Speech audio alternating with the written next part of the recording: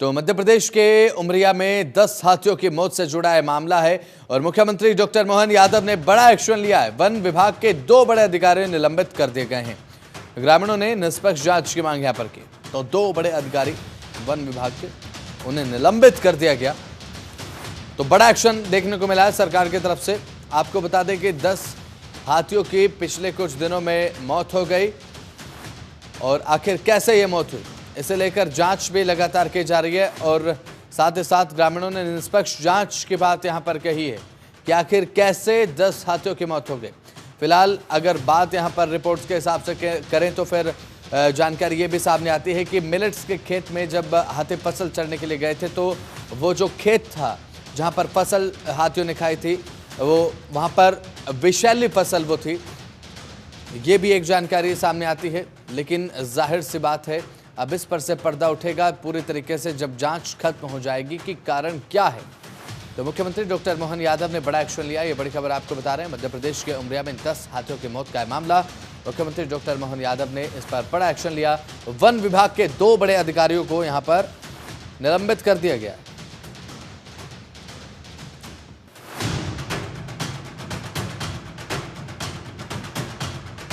के अंदर पिछले दिनों जो हमारे फॉरेस्ट एरिया में 10 हाथियों के अलग अलग दिन मृत्यु के जो समाचार आए थे वो बड़े दर्दनाक थे।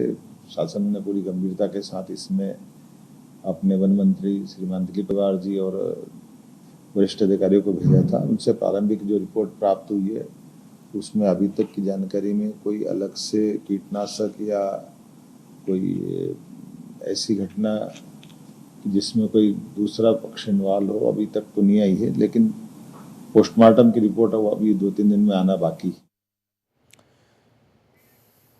तो हमारे साथ गौरव शर्मा ब्यूरो चीफ हमारे साथ जुड़ चुके हैं ज्यादा जानकारी और अपडेट्स के साथ। गौरव शर्मा, फिलहाल क्या कुछ ताजा अपडेट है?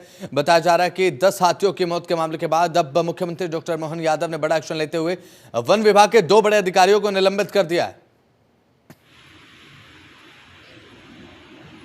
देखिए वसंत, बिल्कुल मध्य प्रदेश सरकार की जो है पूरे देश में जिस तरीके से जो है कटघरे में खड़ी हो गई थी कि एक तरफ जहां वन्य प्राणियों को लेकर, वन्य जीवों को लेकर पूरा देश ही नहीं बल्कि अंतर्राष्ट्रीय स्तर पर उन्हें बचाने की मुहिम चल रही है, मध्य प्रदेश के बांधवगढ़ में 10 हाथियों की मौत हो गई, सरकार बैठी है।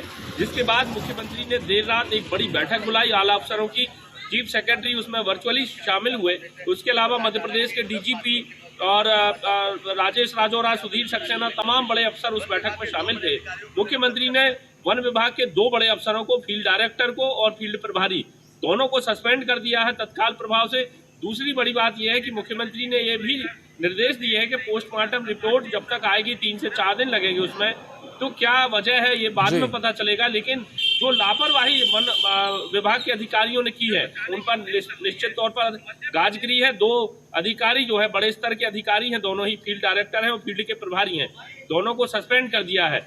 मुख्यमंत्री ने यह भी कहा है कल की बैठक में कि अब जो है मध्य प्रदेश में हाथी टास्क फोर्स बनाई जाएगी। मध्य प्रदेश के वन विभाग के जो अधिकारी हैं वो दूसरे राज्यों में जाएंगे, कर्नाटक जाएंगे, केरल जाएंगे और असम जाएंगे। वहाँ किस तरीके से हाथी रहते हैं बड़ी तादाद में जंगलों में, वहाँ का वो निरीक्षण करेंगे। वहाँ के अधिकारियों से मध्य प्रदेश के अधिकारी समन्वय बनाएंगे, तकनीकी समझेंगे।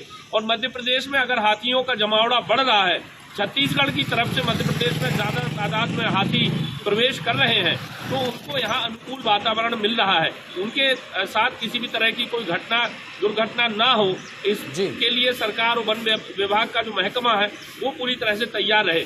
तीसरी बड़ी बात ये भी तय हुई है कि ग्रामीण अंचलों में अब जो है हाथी मित्र बनाए जाएंगे, जिससे कि कोई भी ग्रामीण हाथियों पर हमला न करे, कोई हिंसक उनके साथ बर्ताव न करे, उसके लिए हाथी मित्र बनाए जाएंगे। गांव वालों को जन जागरूक किया जाएगा। और अगर हाथियों के दल मध्य प्रदेश में आते हैं, खेतों की फसलों को तबाह करते हैं, तो किसानों को भी ये जो है सलाह दी जाएगी कि वो वैकल्पिक तरीके से खेती करें, जिससे कि हाथियों के दल अगर वहाँ आते हैं तो उनकी फसलों को नुकसान ना हो।